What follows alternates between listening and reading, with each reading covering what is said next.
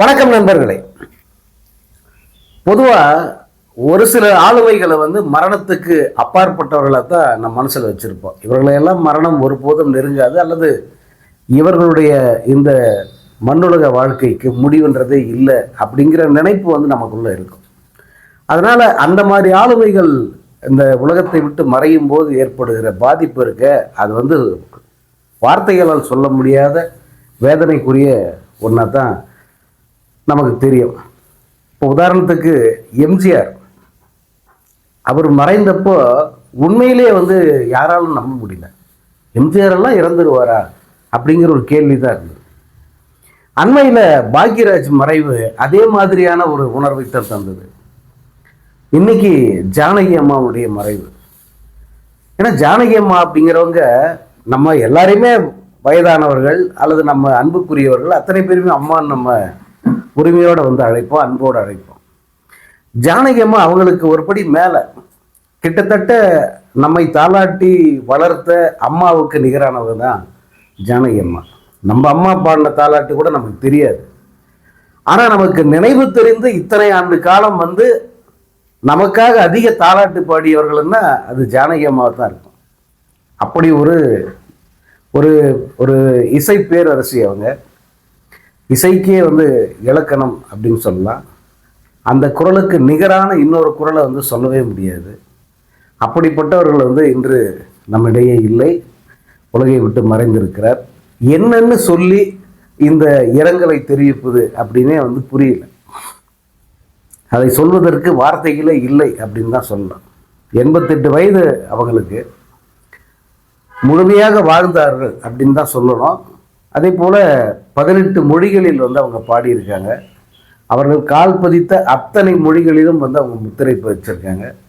எந்த மொழியாக இருந்தாலும் அந்த மொழியினுடைய அந்த இனிமை கெடாமல் அதற்கு இன்னும் இனிமை சேர்க்கும் வகையில் பாடியவங்க தான் ஜானகி அம்மா.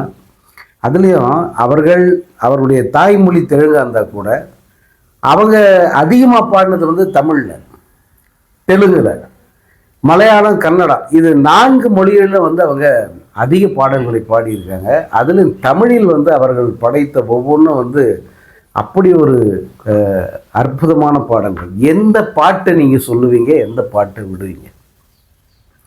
அவங்க இந்த தூக்கம் உன் கண்களை தழுவட்டுமே அப்படின்னு அப்படி ஆரம்பித்தா நம்ம அறியாமல் தூக்கம் நம்ம கண்களை தழுவும், அல்லது மனதுக்குள்ளே ஒரு ஒரு ஆழ்ந்த ஒரு அமைதி நமக்கு கிடைக்கும்.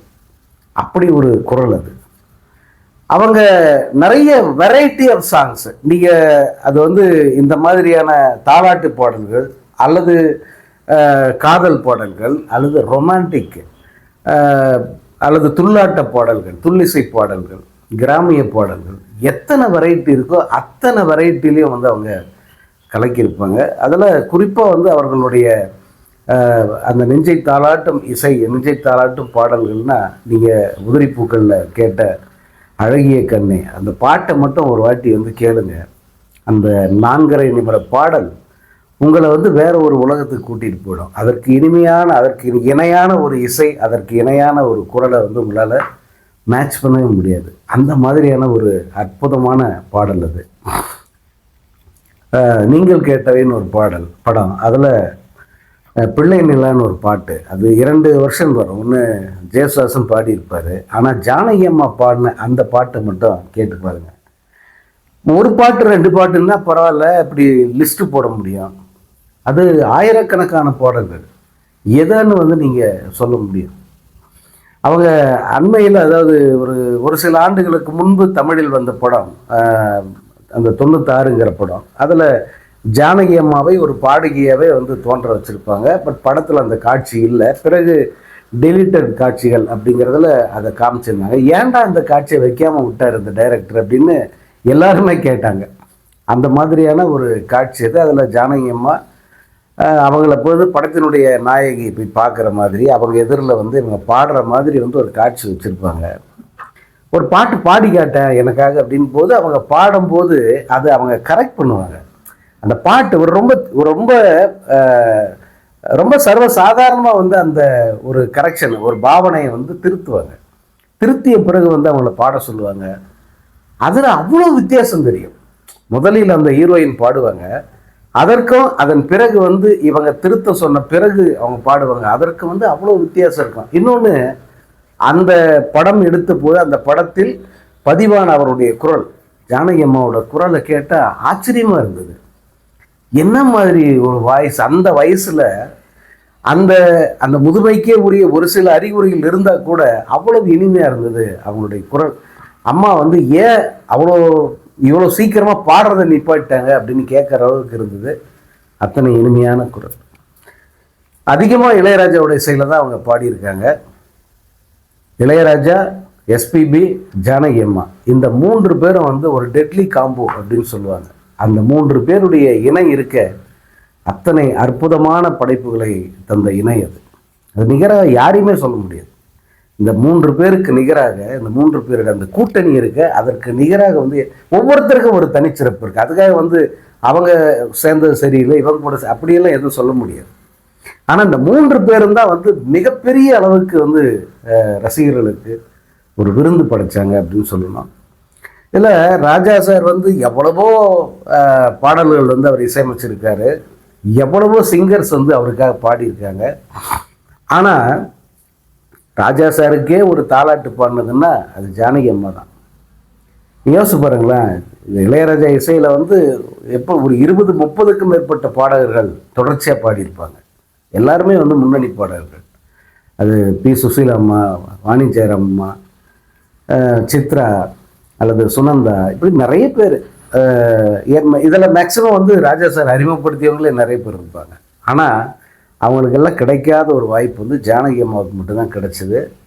அதுக்கு முக்கிய காரணம் வந்து கவிஞர் வாலி அவர்கள். தளபதியில் வர்ற அந்த ஒரு பாட்டு, சின்ன தாயவன் தந்த ராசாவேன்ட்டு, அது இளையராஜாவை மனசில் வச்சுன்னு அவர் எழுதினார். அந்த பாட்டை வந்து ஜானகி அம்மா தான் பாடணும் அப்படின்னு வந்து அங்கே அமைஞ்சிருக்கு. பார்த்தா இளையராஜாவுக்கே வந்து ஒரு தாலாட்டு பாடின தாயாக ஜானகி அம்மா அந்த பாட்டில் தெரிவாங்க. நிறைய பாடல்கள் வந்து இந்த ஜானகி அம்மாவோட குரலால் வந்து மேன்மை அடைஞ்சிருக்கு. நிறைய பாடல், செந்தூரப்பு பாட்டுகள்லாம் அம்மாவுடைய குரலை தவிர்த்துட்டு நீங்கள் வேறு யார் பாடியிருந்தாலும் வந்து நீங்கள் அதை இந்த அளவுக்கு ஒரு கிளர்ச்சியோடு வந்து கேட்டிருப்பீங்களா அப்படின்னு தெரியாது. அது வந்து அவங்களுடைய குரலுக்கே உரிய ஒரு இனிமை. காற்றில் இந்த கீதம் அப்படிங்கிற அந்த பாட்டு, அந்த இசை ஆரம்பிக்கும். அது ஆரம்பிக்கும் போதே மனசு வந்து கரையும். அந்த அம்மா குரல் எடுத்து பாடும்போது வந்து நீங்கள் முழுசாக வந்து அதுக்குள்ளே வந்து சரண்டர் ஆகிட்டுப்பீங்க அந்த பாட்டில். அப்படி ஒரு குரல் அவங்களுக்கு. அதே போல் பல குரல்களில் வந்து வித்தை காட்டுகிற ஒரு வித்தைன்னு சொன்னால் அதுவும் ஜானகி அம்மா தான். ஆண்கள் பெண் குரலில் பாடி நீங்கள் பார்த்துருப்பீங்க. அது பெரிய அதிசயமாக யாரும் நினைக்கிறது. இப்போ கமல்ஹாசன் வந்து அபய் சண்முகியில் பெண் குரலில் பாடினார், முழுசாக பெண் குரலில் பேசினார். அதை யாரும் பெருசாக ஒரு பெரிய சாதனையாக பார்க்கல. கமல்ஹாசனுக்கு அந்த திறமை உண்டுடா அப்படின்றத கடந்து போயிட்டாங்க. ஆனால் ஜானகி அம்மா ஆண் குரலில் பாடினாங்க. பெண் பாடுறது பெரிய இது. அந்த பெண் வந்து ஒரு ஆண் குரல், அச்சஸ்லாம் ஒரு கட்ட குரல் வந்து ஒரு பாட்டு, மம்மி பேர் மாதிரி அப்படின்னு பாடியிருப்பாங்க. அதே போல் குழந்தை குரல், அந்த ஒரு 3, 4, 5 வயது அந்த மழலையின் குரலை அச்சு அசலாக பிரதிபலித்தவங்க ஜானகி அம்மா தான். அந்த ருசிகண்ட பூனையில் ஒரு பாட்டு வரும், கண்ணா நீங்கள் இங்கே, வாவா நீங்கள் இங்கேன்னு ஒரு பாட்டு. அதே போல் டாடி டாடி ஓமை டாடி, இதிலெல்லாம் வர்ற அந்த பெண் குரல், குழந்தையின் குரல் வந்து அம்மாவுடைய குரல் தான். அவங்க தொடர்ச்சியாக பாடிக்கிட்டு இருந்தாங்க. ஒரு கட்டத்துக்கு மேலே வந்து சரி, இனிமேட்டு வந்து நம்ம பாட வேண்டாம், நம்ம ஓய்வு எடுத்துக்கணும் அப்படின்னு சொல்லிட்டு அவங்க ஓய்வை அறிவிச்சுட்டு மைசூரில் போய் செட்டில் ஆகிட்டாங்க. அங்கே அப்பப்போ வந்து கச்சேரி பண்ணுவாங்க. அந்த கச்சேரிகளுக்கும் கூட ஒரு கட்டத்தில் ஓய்வு கொடுத்துட்டு இனி நான் பாட மாட்டேன் அப்படின்னு சொல்லிட்டு அவங்க அமைதியாக தன்னுடைய இறுதி நாளை மைசூரில் வந்து கழித்தாங்க. இன்றைக்கி வந்து அந்த துயர செய்தி வந்திருக்கிறது. அம்மாவுடைய அந்த உடல் வந்து சுவாசிப்பதை வந்து நிறுத்திருச்சு, அவ்வளோதானே தவிர நம்முடைய சுவாசம் முழுக்க அம்மாவுடைய அந்த குரல் வந்து நிறைஞ்சிருக்கு. எனக்கு வந்து இப்போ இந்த அண்மை கால இழப்புகள் பாருங்கள், பாரதி ராஜா, பாக்யராஜ், அம்மா, இந்த இழப்புகளில் பாக்யராஜ் வந்து மறைஞ்சிட்டார் அப்படின்றத வந்து என்னால் இப்போ கூட நம்ப முடியல. இப்போ வரைக்கும் வந்து பாக்யராஜோட படங்கள் தொடர்ச்சியாக பார்த்துக்கிட்டே தான் இருக்கோம். பாக்யராஜுடைய அந்த காட்சிகள் இன்னும் கண்ணை விட்டு அகலலை. அதை தொடர்ந்து நம்ம அதை பற்றி பேசிக்கிட்டே இருக்கோம். அதனால் அவர் இறந்ததாகவே வந்து ஒரு நினைப்பு வரல. ஜானகி அம்மாவை பொறுத்த வரைக்கும் அவங்களும் அப்படித்தான். அவங்க வந்து அவங்களுடைய குரலும் சரி, அந்த பாடல்கள், இது அத்தனையும் வந்து நம்ம உயிருக்குள்ளே அப்படியே வந்து கரைஞ்சி போச்சு. நம்ம உயிருக்குள்ள முழுசாக நிறைஞ்சிருக்கு. எந்த காலகட்டத்திலுமே வந்து பிரிக்க முடியாத ஒரு உணர்வு அப்படின்னா அது ஜானகி அம்மாவுடைய குரல் அப்படின்னு தான் சொல்லணும். அதனால் உடலுக்கு மறைவு இருக்கலாம், இந்த உணர்வுக்கு வந்து எந்த ஒரு காலத்திலும் முடிவே கிடையாது. இந்த பிரபஞ்சம் உள்ள வரைக்கும் அம்மாவுடைய அந்த குரல் நிலைச்சிருக்கும், அதில் எந்த ஒரு சந்தேகமும் இல்லை. கிட்டத்தட்ட 70 ஆண்டு காலத்துக்கு மேலே பாடல்களை பாடி மகிழ்வித்த ஒரு ஆத்மா அவங்க. அதனால் அவர்களுடைய அந்த உடல் மறைந்தாலும் அந்த குரலும் அவர்கள் தந்த அந்த இசையும் அவர்கள் நமக்கு நம்முடைய உணர்வுகள் ஊட்டி விட்டு போன அந்த இனிமையும் வந்து ஒரு நாளும் நம்மை விட்டு போகாது. இதெல்லாம் ரொம்ப ரொம்ப அரிதான பிறவிகள் இவங்கெல்லாம். உண்மையாகவே வந்து அதிசய பிறவிகள் அப்படின்ற ஒரு பட்டியல் போட்டால் அதில் இடம் பிடிக்கக்கூடிய ஒரு அதிசயமான ஒரு ஆளுமை தான் ஜானகி அம்மா அவர்கள். இசைத்துறையில், அதாவது பாடகிகளில் யாரை பற்றி, அதாவது குறையே சொல்ல முடியாத, யாருமே குறை சொல்லாத அளவுக்கு ஒருத்தர் வந்து இருந்துட்டு போனாங்கன்னா அது ஜானகி அம்மா தான். அவங்கள பற்றி அதிகமாக என்ன சொல்லுவாங்க, பணத்தில் குறியாக இருப்பாங்க. பணத்தில்னா அவங்களுக்கு தர வேண்டிய அந்த தொகையில் தான் பேராசைப்பட்டு எனக்கு இவ்வளோ கொடுத்தா தான் பாடுவேன், அப்படி இல்லை. எனக்கு தர வேண்டியதை சரியாக கொடுத்துருங்க அப்படிங்கிறதுல அவங்க குறியாக இருப்பாங்க.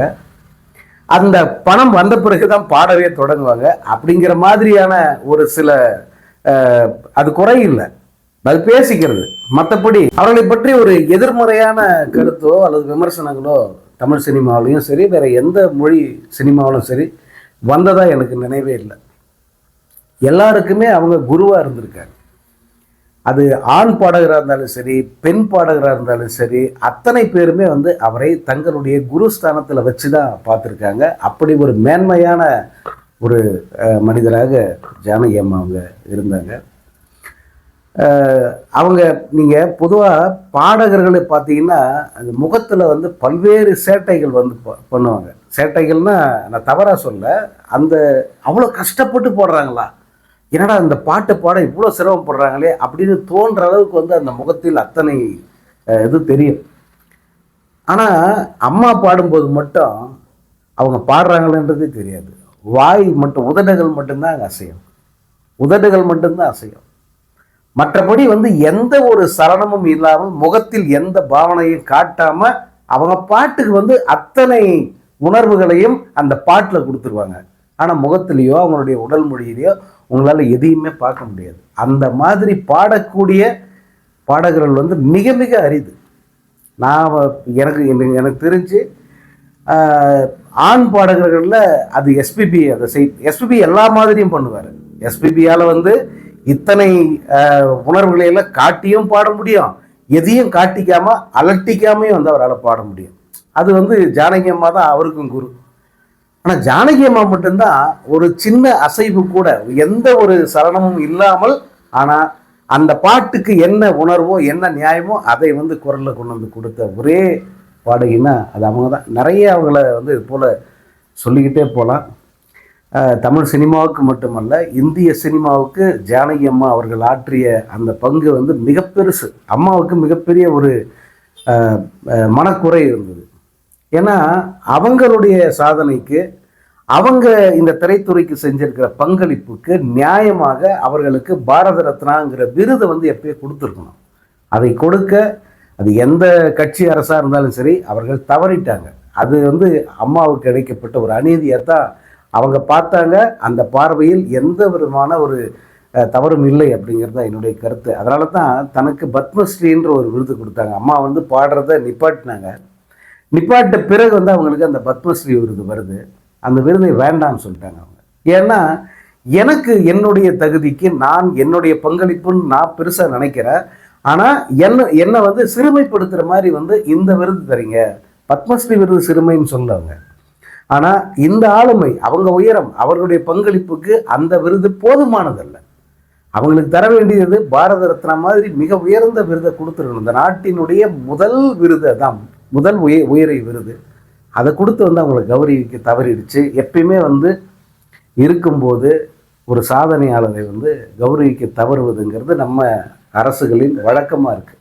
பல பேர், இந்தியில் ஆர்டி பர்மன் மிகப்பெரிய இசை மேதை, அந்த மேதைக்கு குறைந்தபட்சம் ஒரு தேசிய விருது கொடுக்கறதுக்கு கூட அவங்களுக்கு அவ்வளோ தயக்கமாக இருந்தது.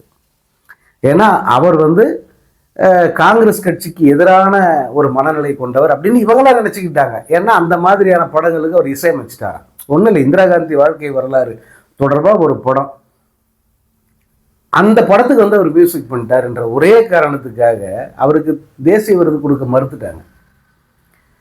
அப்படி சில அநீதிகள் தொடர்ச்சியாக நம்ம திரையுலகை சேர்ந்த ஆளுமைகளுக்கு இழைக்கப்பட்டு வந்திருக்கு. அப்படி ஒரு அநீதி தான் ஜானகி அம்மாவுக்கும் நடந்தது. அட்லீஸ்ட் அவங்க மறைவுக்கு பிறகாவது அந்த பாரத ரத்னா அப்படிங்கிற விருதை கொடுத்து அவர்களுடைய அந்த பங்களிப்பை நம்ம கௌரவிக்கணும். அதுதான் இந்த மாதிரி ஆளுமைகளுக்கு நாம் செய்கிற ஒரு மரியாதை.